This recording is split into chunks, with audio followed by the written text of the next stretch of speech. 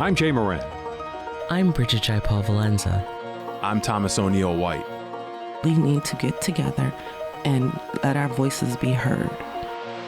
This is What's Next, a dedicated hour to have important conversations about the issues facing the marginalized and underrepresented communities of Western New York and Southern Ontario. If we're going to have some real healing, we've got to have space to tell some uncomfortable truth. What's Next continues our mission to discuss race, Equity, and the common concerns of Buffalo's East Side and beyond. In the suburban area, everywhere, we must work and teach our children.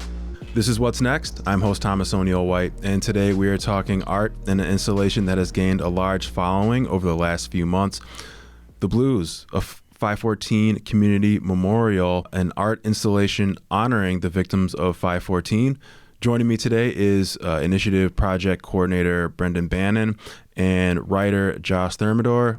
Thank you both for being with us today. Thank you. Thanks for having us.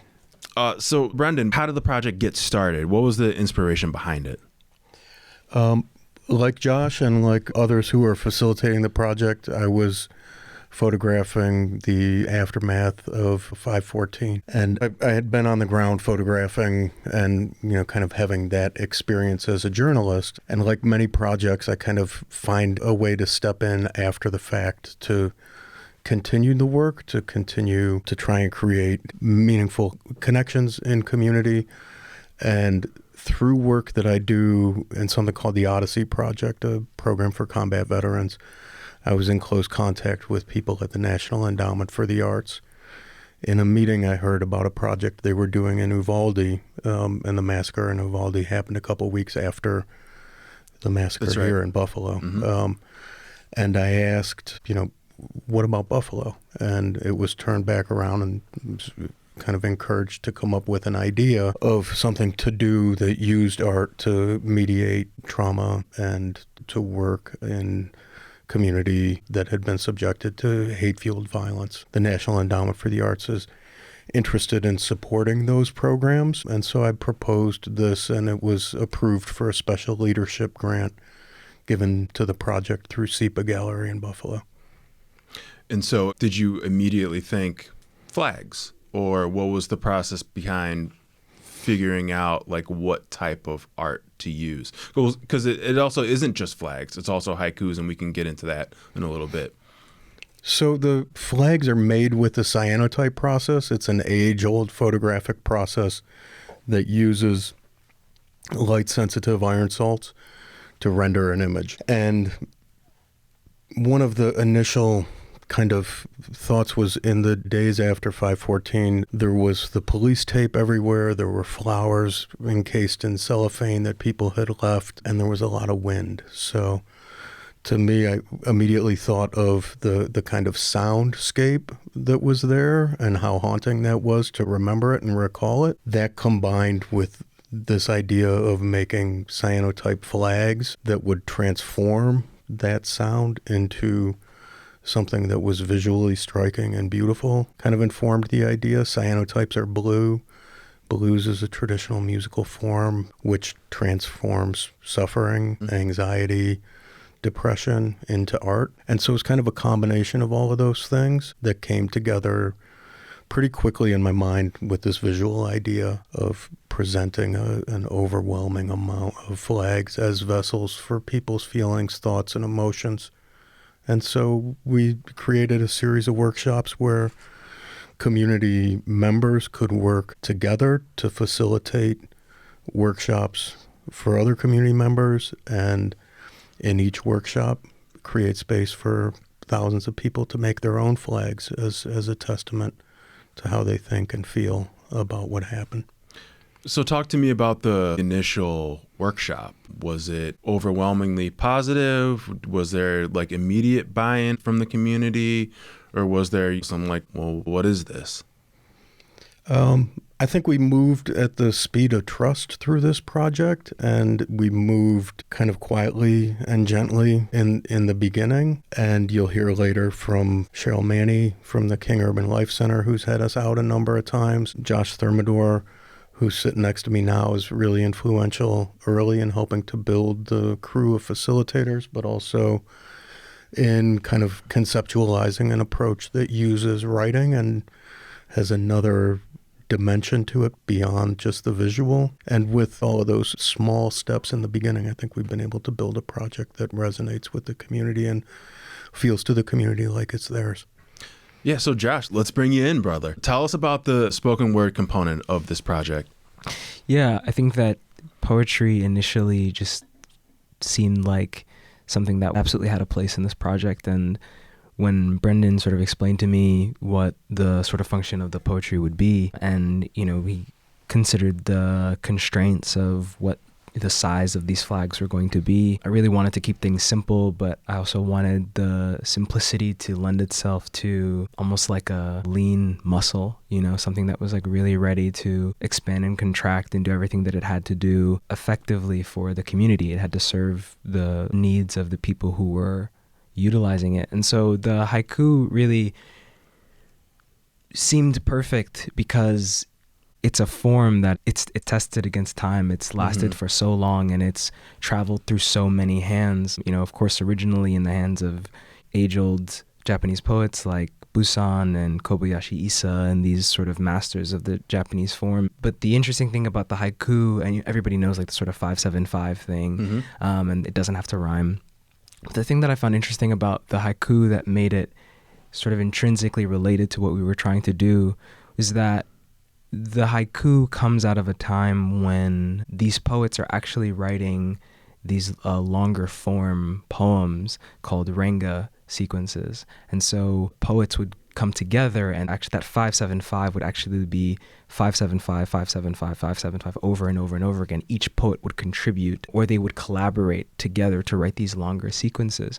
And so by having these flags, which would ultimately be bound together with these 575 sequences, it was almost like we were sort of participating in this sort of transcendent history of this form, doing something that the form has always done. And it just felt perfect for the project, and it also felt perfect because it's small enough that it's not as intimidating for the people who we were collaborating with. You know, it's just got to be able to count. And we even designed a word bank. And so at the point of resistance, you could turn to the word bank and be like, okay, I need a word that's 2 syllables. I need a word that's 3 syllables. And so I can just plug that in here, and I can find something that matches my emotion. And then I can allow the haiku to be a catalyst for what I'm feeling and what I want to express.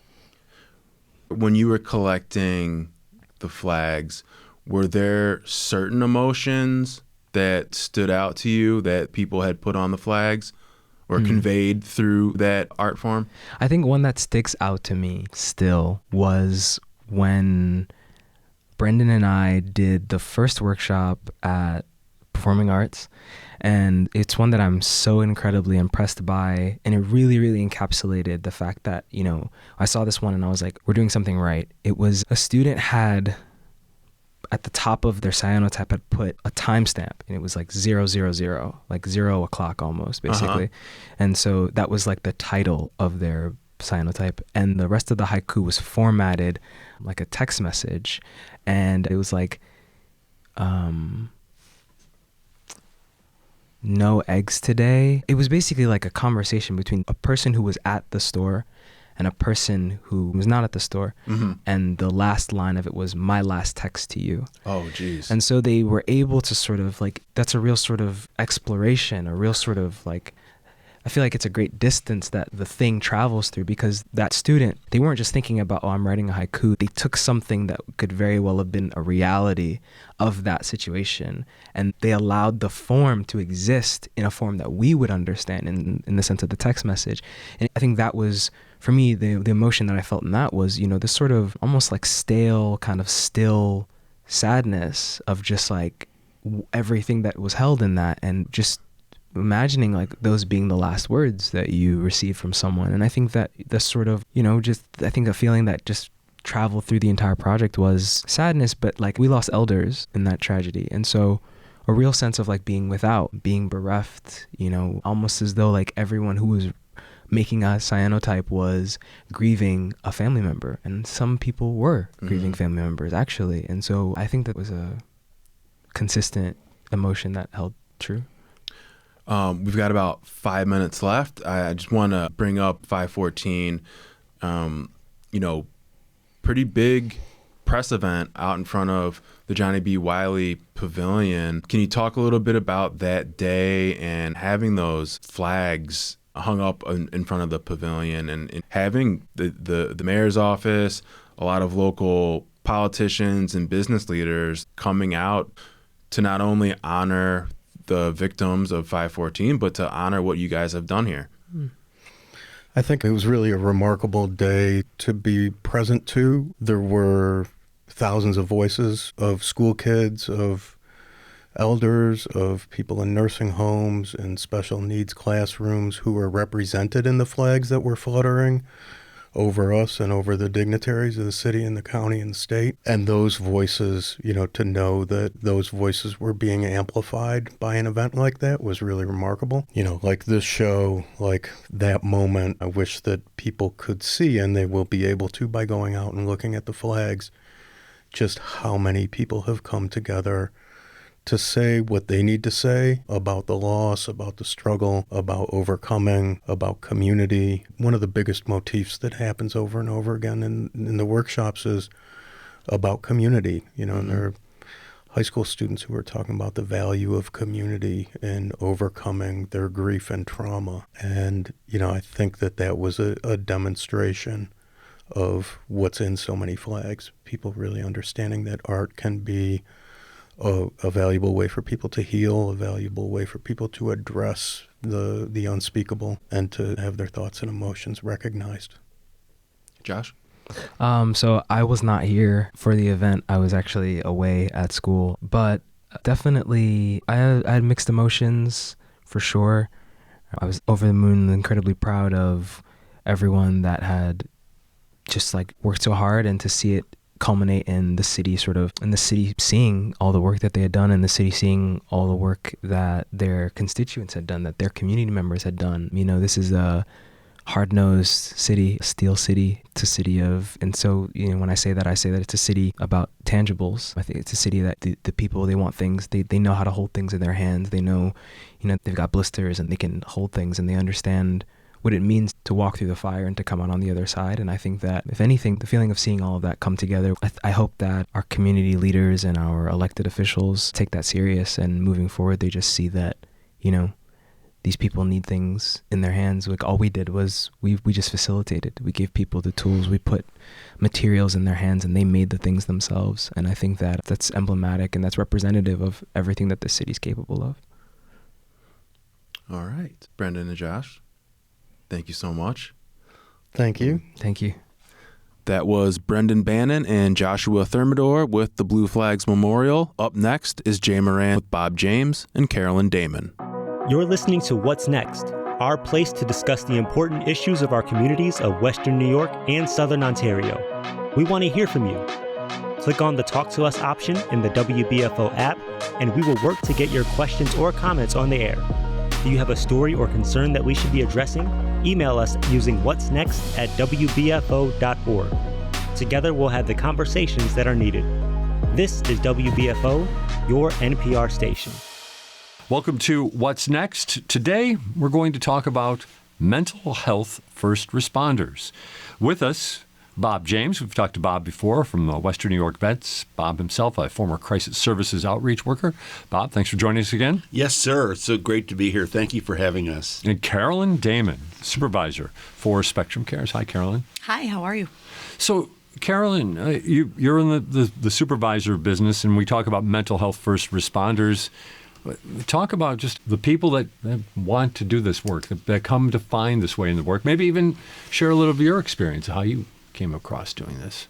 Sure. I started in crisis work back in 2008 as an outreach worker at Crisis Services. I had no experience in crisis work prior to then. I worked in residential centers, I worked in schools, but I had never done crisis work per se. Right. So that was very eye-opening. And it was such a great experience that I keep coming back to crisis work. Right. So even though I left outreach, I found my way back to Spectrum Cares, and now I do the same type of work with the 17 and under population. 17 and under, huh? Mm-hmm.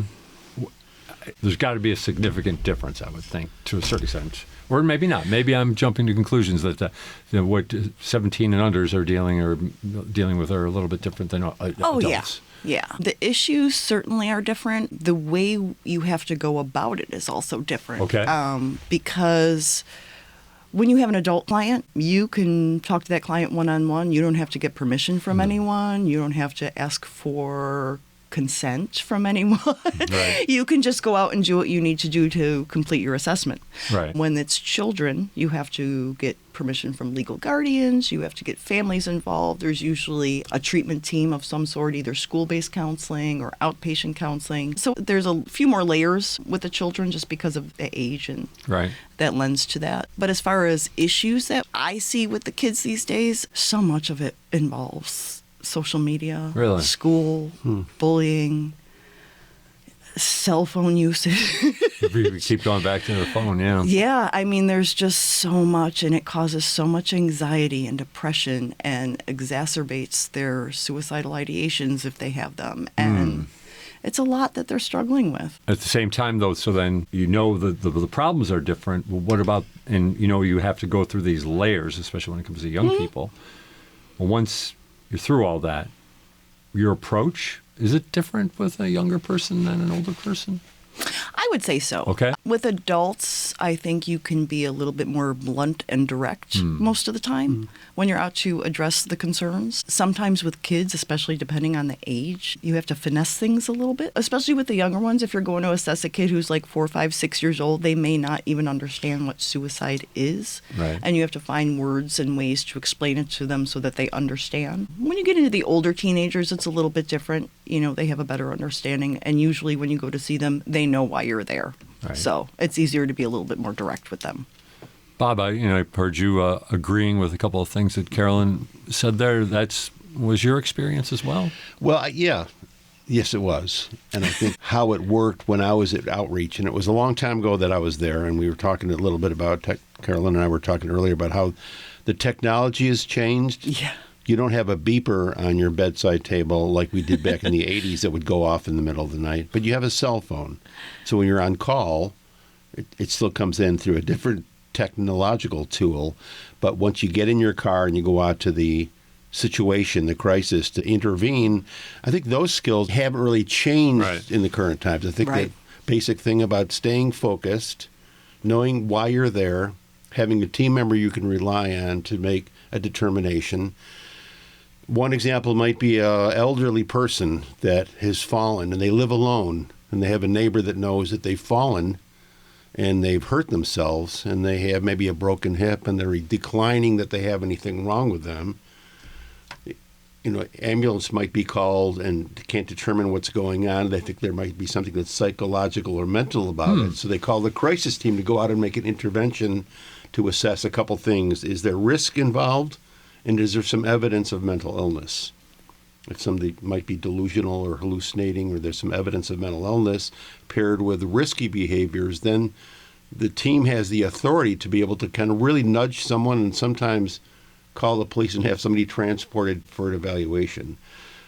So that's one example. Memories I have of some of the outreach visits, we're going into a house, and very often elderly people living alone.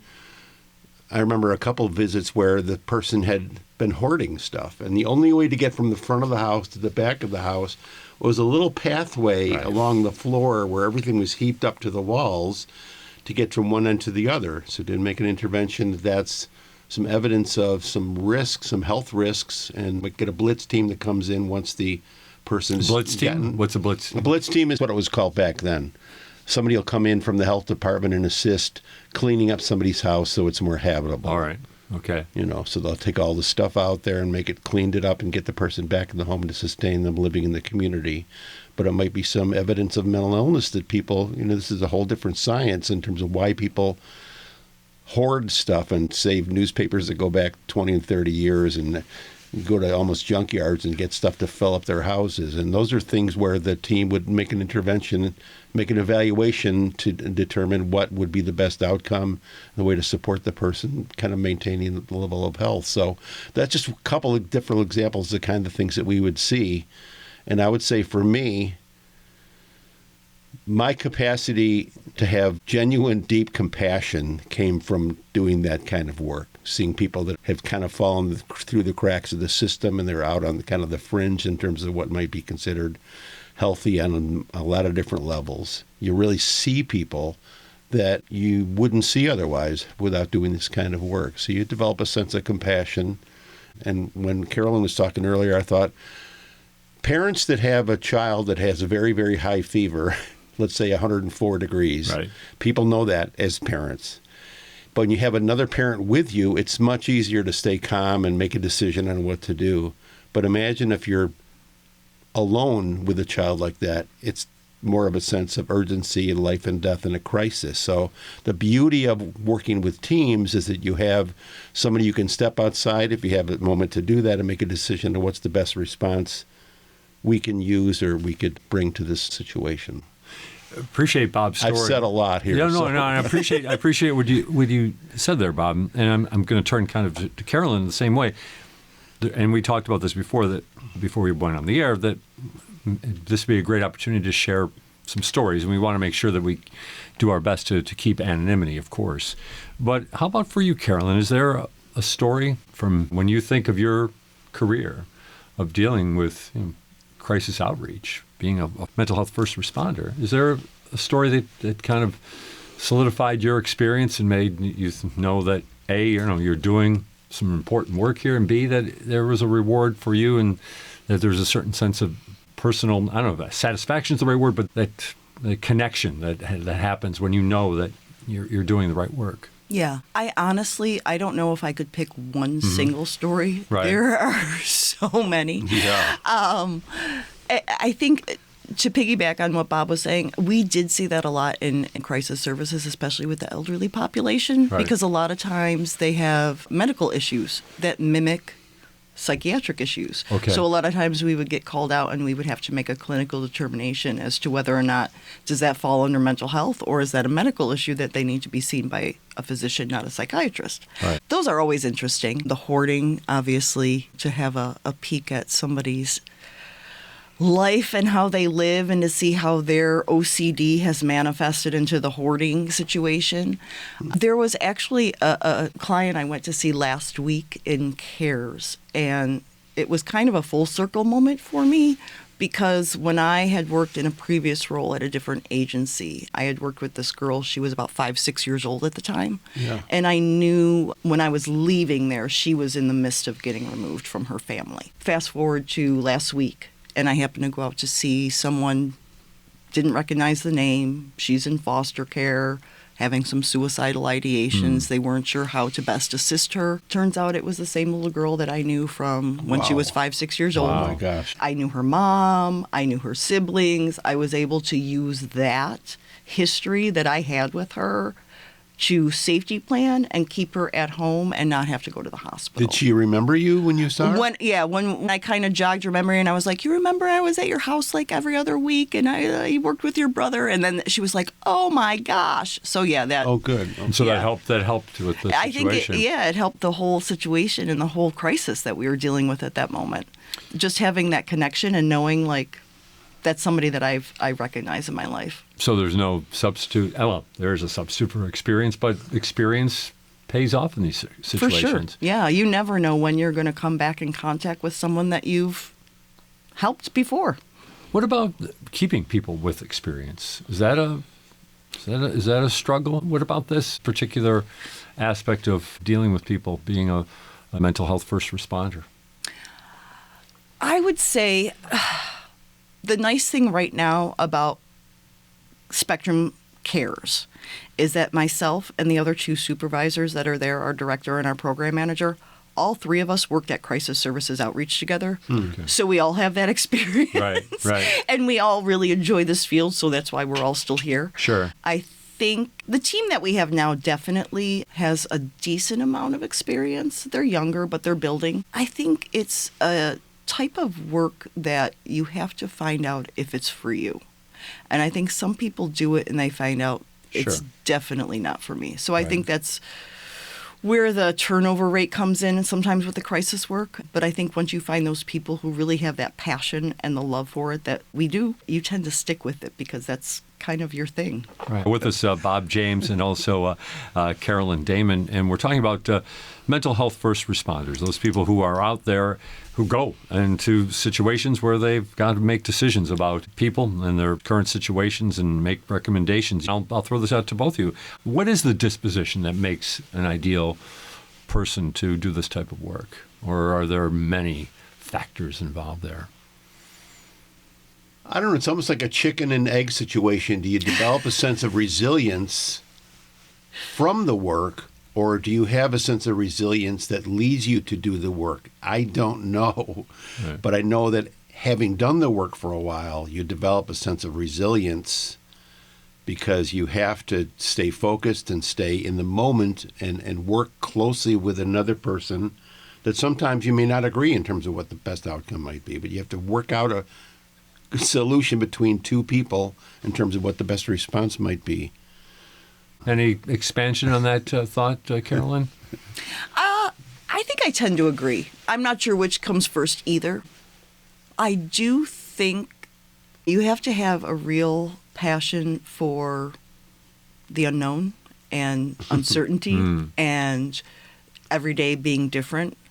And I think some people who really prefer a routine and like going into the office and knowing what to expect every day and what is going to happen, maybe that's not for them. Right. But if you like a change and you like a fast pace and you like not knowing where your day is going to lead, this is the job for you. Sure. Well, then let's look at that. That's a really good point. You intrigued me about that. So let's talk about the days. Let's just say you go to an office to start the day.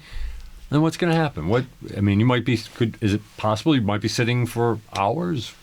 I mean, there are days, especially we tend to be busier during the school year because we get a lot of calls from school counselors, school social workers, principals, that kind of thing.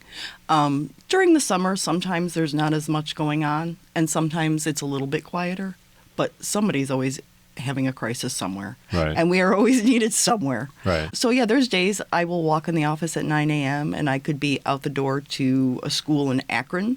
And then when we finish there, we might get a call and say, okay, now you have to go out to Gowanda on the other side of Erie County, and you have to go out there and do an assessment. You really never know where you're going to go. Right. Yeah, right. Or where the day will take you. Is that kind of your experience, too? Yeah. I mean, there were days where we would go in and never sit down. Yeah. Come in and up on the board, and again, this is back in the 80s, up on the board. We still use the board. With chalk or with markers, erasable markers. There'd be a list of open cases, and I think it is the same way that people can call 834-3131, talk to a crisis phone counselor 24/7, and then if it looks like a situation that needs to get referred to for a potential outreach visit, it gets referred to that team. Then they make the assessment. And then you make a determination, does something need an immediate visit? Does it need follow-up or whatever? And this is back in the 80s in terms of how it operated. But then you'd never know when you walk into the work what was on the board for that day. Well, we need to do a follow-up visit to this situation because it's not imminent, but it needs follow-up. We need to go back out and see if this situation has resolved itself. Sometimes we'd go, like Carolyn said, you go from one visit to the next. You'd go all over Erie County and out to the edges of Erie County as well sometimes. And you'd see situations in inner city that were very different than situations that were way out where they were rural. And one wasn't more crisis than the other. It's based on what was happening in the community. Sometimes, and this is an essential thing to learn and to understand, is sometimes you need the police involvement. I was just going to ask about that. And there's an authority that master's level people get from Mark O'Brien, who's a friend of ours, who's the Commissioner of Mental Health, former outreach worker, called the 945 Authority. It gives you the permission as part of New York State mental hygiene law. It gives you permission to authorized involuntary. She's got her card right there. I lost mine when I left crisis services, which is fine. But you call the police and they would preside over a transport for somebody to go to ECMC. And I'm not sure in the rural areas if they would go to someplace else. For Erie County, the only place we go is ECMC these days. It's a designated recipient. Carolyn, doing a nice job of, obviously you love your work and what you do, but there's a huge responsibility. You're going to make a decision here and a recommendation on people that could potentially be life-changing. Oh, yeah, for sure. I don't think it's anything that you can ever take lightly. Right. When you go out, you have to be focused. You have to be objective. You have to look at exactly what's going on. Is this person an imminent danger to themselves or somebody else? Are they safe to be able to remain in the community? Or do they need to be taken over to the hospital and seen by a psychiatrist to make a further determination on that? It's a huge responsibility. And I think it's something that we all definitely take very seriously. And we all do our best to make sure that we make the best clinical assessment in that moment. And is an interesting story you told us about the youngster who was a 6-year-old foster child, and then you met up with the individual later on. In that case, you did get to see maybe an outcome of sorts. Right. Do you always? No, not always. No. The nature of crisis work is very short term. Mm-hmm. So we are called in usually only when there is a situation or a crisis. So our main goal is to go in, mitigate that crisis, make sure everyone is safe, and then we usually close out involvement. Most of the time, though, that individual is linked with long-term services. Okay. So they have ongoing services. We are just there to help with the crisis aspect. Short-term. At the same time, the information occasionally floats back to you what happened to somebody? Oh, yeah. I mean, there are always those clients, whether it was in outreach or now in CARES, there's always clients that you end up getting kind of an update on and, remember so-and-so, and, they're doing great now, or, That's got to be very satisfying. Yeah, it's rewarding to know that, years down the line, somebody that I saw is actually doing well. This has been quite the conversation. Mental health first responders. Is that your own term there, Bob? I think it is. I think it is. I'm not sure. I mean, I thought about how can we title this in a way. So we talked about with Crisis Services and Spectrum, we talked a little bit about what the handle is. And the handle is, same thing like I said, fire and police and military and emergency, EMTs and all that, not EMTs, emergency, ambulance drivers. Yeah, EMTs. Yeah. They're all, okay, yeah. Thank you. They're all considered first responders. And a friend of mine who's actually, I'm not going to name by name, was saved by a fire company first responder not that long ago. The first responders save lives, and it's not overly dramatic to say that. And in mental health these days, more and more, there's that need for those kinds of people to be available 24/7 to go out wherever, whenever, to help resolve a crisis and save lives. Well, Bob James, Western New York Vets, of course, we've known you from that before, and also from your time at Crisis Services and Outreach Worker. Thanks for being with us, sir. Back in the day, yeah. Absolutely. And Carolyn Damon, Supervisor at Spectrum Cares. Thank you for being with us. Thank you so much. And also want to remind anybody who is listening to this program right now, if they are undergoing a certain type of stress themselves, the Suicide Prevention Line, National 988. Right. And, of course, if you know someone else who could use that as well. But the bottom message is there are many people out there willing to help you, and hopefully you can find that help. That's hopeful. Yes. Stay with us. There's more to come. This is What's Next on WBFO. Public media is more than Morning Edition and Wait, Don't Tell Me. Buffalo Toronto Public Media creates digital series to ignite curiosity in young learners, free lesson plans, videos, and training for teachers and parents, and events to empower the minds of our community's next generation. This is public media. You're listening to What's Next, our place to discuss the important issues of our communities of Western New York and Southern Ontario. We want to hear from you. Click on the Talk to Us option in the WBFO app, and we will work to get your questions or comments on the air. Do you have a story or concern that we should be addressing? Email us using whatsnext@wbfo.org. Together, we'll have the conversations that are needed. This is WBFO, your NPR station. We are back with more What's Next. I'm host Thomas O'Neill White, and today we are talking art, an installation that has gained a large following over the last few months. Blues, a 514 Community Memorial Initiative. Joining me are facilitators Caitlin Lowe, Brandon Watson, Ebony White, and Cheryl Williams Manny from the King Urban Life Center. Thank you all for being with me today.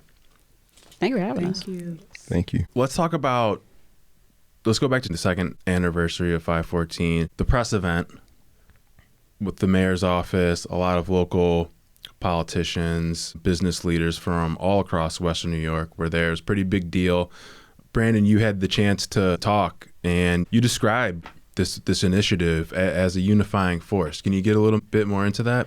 Yeah, it absolutely is a unifying force. I mean, it brought me here with these three lovely ladies that I'm with today. And also, each and every single event that we go to is an opportunity to meet with members of the community, speak with members of the community. And even though we might come from different backgrounds, we all kind of come with the same initiative and the same goal of putting these messages together. And it's always exciting to get an opportunity to meet people and connect in ways and share a lot of, what we've been feeling since 2022 of May 14th.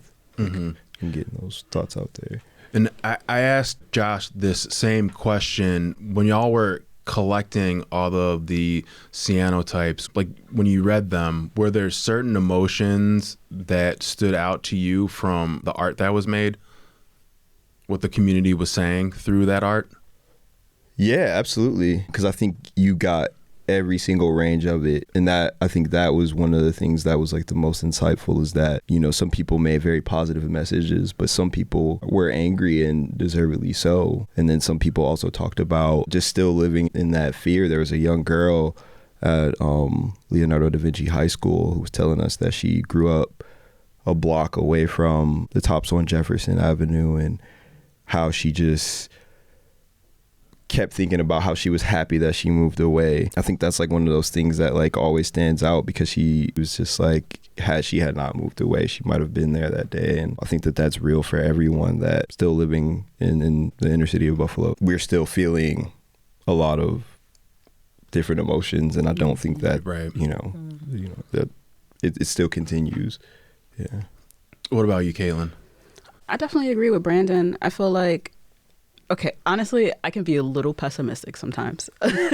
So join the club. So I think that it's a nice thing to have a memorial where people are sending positive messages into the atmosphere. But my mind and my heart gravitate a little bit more towards people who are questioning, and people who are like, I'm not resolved from this, or people who kind of like take more of an artistic interpretation. There was somebody who graduated college with his master's degree, and like, we went to his job, he had a plaque on his desk, and he went to go get it, and he's trying to figure out like, how am I going to do this? Can you guys help me? I'm not really creative. And his whole piece was about the fact of, how can I celebrate myself and my achievements when this is happening in my community to people who look like me? And it really sat with me, because I feel the same way. I didn't graduate college that day, but I was teaching that day. What do I say to those students that I've taught? How do we move forward through that? So anybody who's willing to challenge the status quo, in a sense, that just brings me closer to it. And additionally, something that also makes my heart flutter is seeing the optimism of children. Mm-hmm. And so one thing that I remember is we had a workshop at a church, and just seeing so many young children like, just give it up to God. Let me release. God's got us. I'm going to pray for you. All of these kind of messages. And these are babies, So all of those kinds of things, people who are really thinking about the community full circle in a way. That's what messages stand out to me. And Caitlin, you were doing haikus as well, because Brenda showed me a video that take me through that. That was that one of your classes, or was that a workshop? So that was a workshop at Da Vinci High School. So there have been a few days that we've been in schools and have been there the whole day and have kind of gotten students from just throughout the classes, throughout the periods, making cyanotypes. And the first day that we were at Da Vinci High School, literally like maybe 5 minutes before we were about to start, Brendan was like, hey, we should probably do some poetry. And I was like, oh no, all right, let's do it. And so it kind of, we've had the students work together to make haikus in each class. And after that, the haikus themselves can be read as cohesive poems just individually. So it was nice to see how that came together. And it also was kind of like a way to inspire the students. This is how you do this. Mm-hmm. So now go and do it and make something cool out of it. So we've got a full range of feelings. Some students were more militant and pro-Black. Some students were more, let's spread a message of peace and positivity. Some students were like, the community will prevail. You know, again, a full range of emotions throughout this experience, which is all completely valid. And that's one thing that I make sure to say. You don't have to be super positive. You can be upset. You can be confused. You can be angry. You can also feel confused that you don't have anything to say because you weren't affected. That is a part of this whole process too, because a tragedy came into our community and everybody was touched by it. Even one of the students who made a flag, her brother was attacked around the time of the top shooting because he's white. And the guy who attacked him thought that he was the shooter, but is the top shooter going to be in a Topps uniform? Is he going to still be in Buffalo after that happened? You know, not. But I guess there is still fear of another racist attack because 100%. It's happened throughout our history in this country. And it just happened to be Black people. Right. That doesn't mean that it can't be anybody else. So I would say for anybody listening, be vigilant in all capacities, even if you aren't Black, even if you aren't a person of color, because we're all affected by this. Mm-hmm. Absolutely. Ebony, I want to bring you in. Welcome back. Thank you for having me. Now, how did you become a facilitator in this initiative? So I'm pretty well engaged with my community overall. So I was kind of just brought in just as a person that is a connector. But how 514 connects to me, I lost my uncle during 514 as well.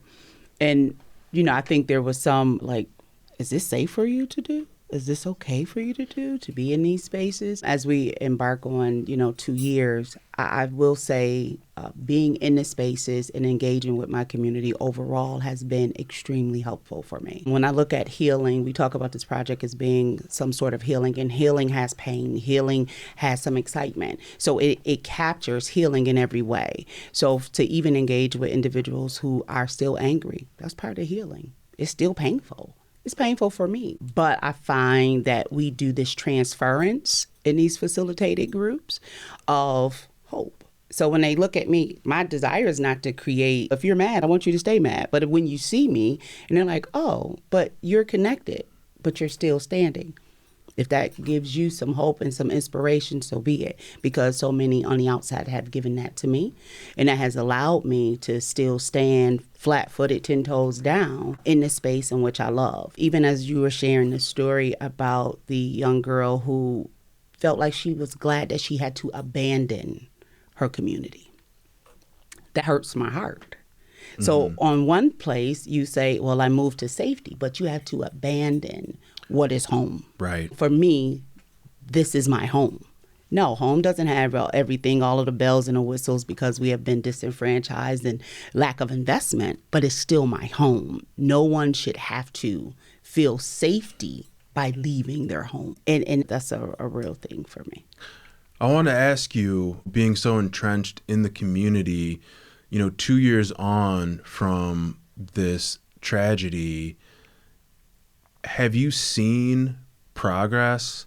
Have you seen the things that were talked about in the aftermath of the shooting happen? I've seen a lot of conversation, which everything starts with a conversation. Yes. I've seen plans be written and go into play, but it's been a long time. So before, again, you've heard it before May 14th, we were already in trouble, right? We were already in trouble. The trajectory of where we were heading was really bad. But I think little by little, we're starting to see a little progress because we're starting to call it for what it is. Like, hey, here's the thing. We have this beautiful memorial. We still only have one grocery store. So I'm waiting with all of the investments. You don't have to close that one, but give me more. Mm-hmm. I demand more of you. And I won't minimize feeling like I demand that. My community deserves that because we've been depicted in a way as always being needy, but at the same time resilient, right? Always having to turn the other Always cheek. have to turn the other cheek. That's not true. I demand that from you. My community deserves options. Part of the trauma is not having an option and take what I give you. So I'm patiently waiting. I'm watching, I'm observing, I think like many others, for that full investment to give us not just a grocery store, but the experience that many other communities have, that they don't have to abandon home or create home somewhere else. Mm-hmm. Mm-hmm. Cheryl, let's bring you in. King Urban Life Center. Now, this group came to you, right, with workshops. Can you talk a little bit about that? I was looking for something for the community to do involving art. And I reached out to the SEPA Gallery, and Nate told me about this project. And the King Urban Life Center has always been involved with the community. And after 514, we reached out to the seniors who live right around the corner from us and took groceries and supplies to them because now they didn't have anywhere to shop. Mm-hmm. So we've been doing different projects to bring the community in and deal with the mental health issues that are involved around living in the east side of Buffalo. And this looked like the perfect opportunity to allow everyone to create their own type of memorial. So a big memorial for the community is great, but being able to individualize it and make it personal so that everyone can have their voice about how they're feeling about what happened, and especially the children, because we have an after-school program, and he came and worked with our after-school kids. And on every last Friday, we have a community event, and he's come out a few times to allow the community to create the Sanotype flags. And just being able to give everyone a voice for their own memorial, to just release their emotions on canvas. So that's how we came together. And from your point of view, what was the response like from the kids? The kids, they really enjoyed the process and being able to say, without even words, just with pictures, how they were feeling, because we discussed the bad thing that happened, and they all have heard about it because most of them live in the community. But most people don't ask kids how they feel about things. Mm-hmm. Mm-hmm. So talking to them about it and letting them put down on pictures or words if they're able to write, because some of our kids are as young as 5, but just allowing them to speak about how they're feeling. And some kids don't even know how they feel, but they know that this affected their mom, their grandma, and people were upset. So just being able to create something that expressed, my mother was sad and I don't want her to be sad, so I'm going to make this picture for her. And being able to memorialize it on a permanent canvas helped them to, I guess, express more how they felt. Yeah, and just for clarity, your organization is fairly close to the Tops on Jefferson. We're about a mile from the Tops. So everyone in that community was affected by, like she said, only having one option for grocery shopping. Mm-hmm. Brandon, I want to get back to you. The flags were hung up around Johnny B. Wiley, and there are flags going up in other parts of the city?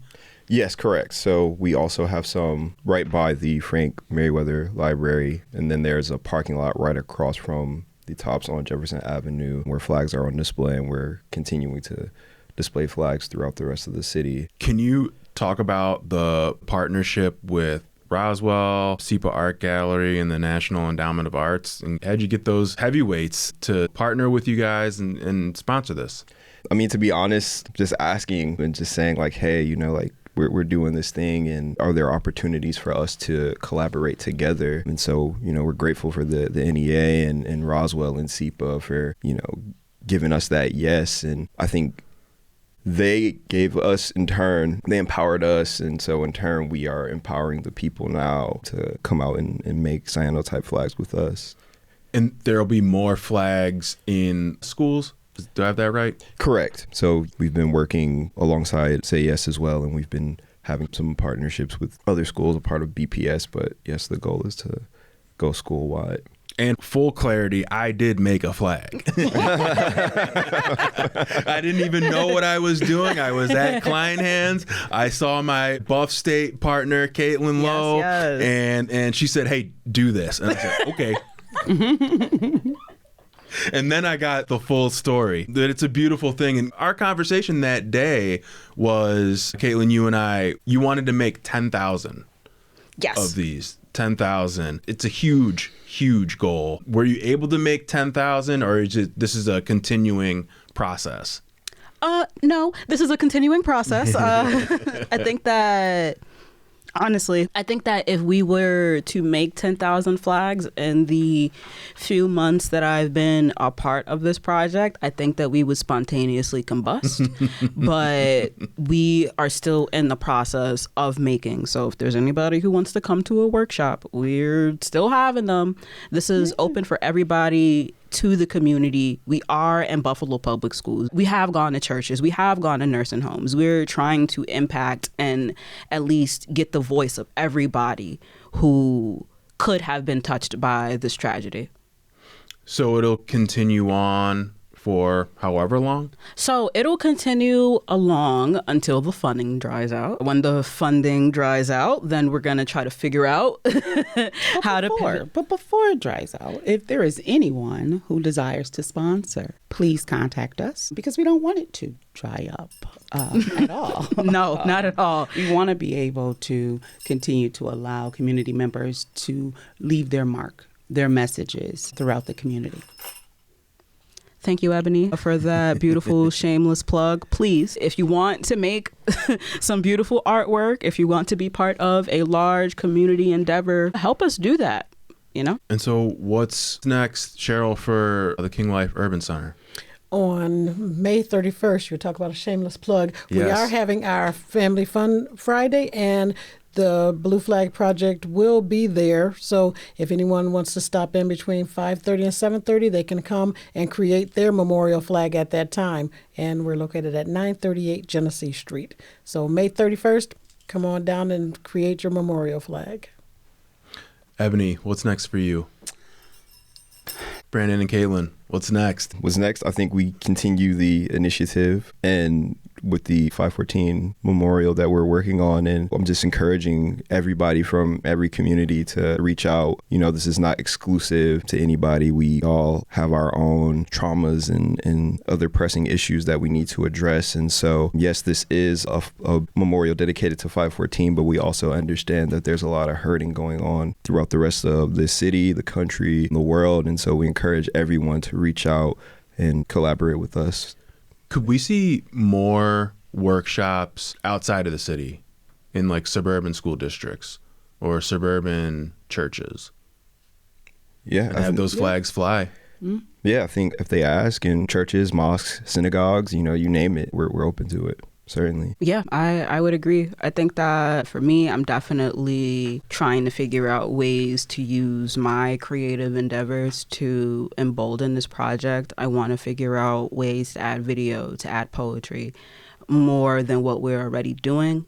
I think that every day that I work with this project, it feels like layers are being peeled back, and it feels like a puzzle of grief that we're putting together every single day. And we're trying to find language for it because it's so easy. And I see it all the time to just go through and push because you have to go to work. You've got to pay bills. You've got to eat. How can you sit here and think about a travesty? You're alive. You've got to go and continue to push forward. And I hope that I can help create art that allows people to think about community allows people to just take a step back and get in their feelings. I hate my feelings, but I feel like they're very strong and need to be at the forefront because those emotions come from a very strong place. How do we figure out the root of the problems and how do we create change positively for growth? You're listening to What's Next. I want to thank all my guests, Ebony White, Cheryl Williams-Manning, Caitlin Lowe, Brandon Watson, Brendan Bannon, and Joshua Thermidor. This is WBFO News, a part of Buffalo Toronto Public Media.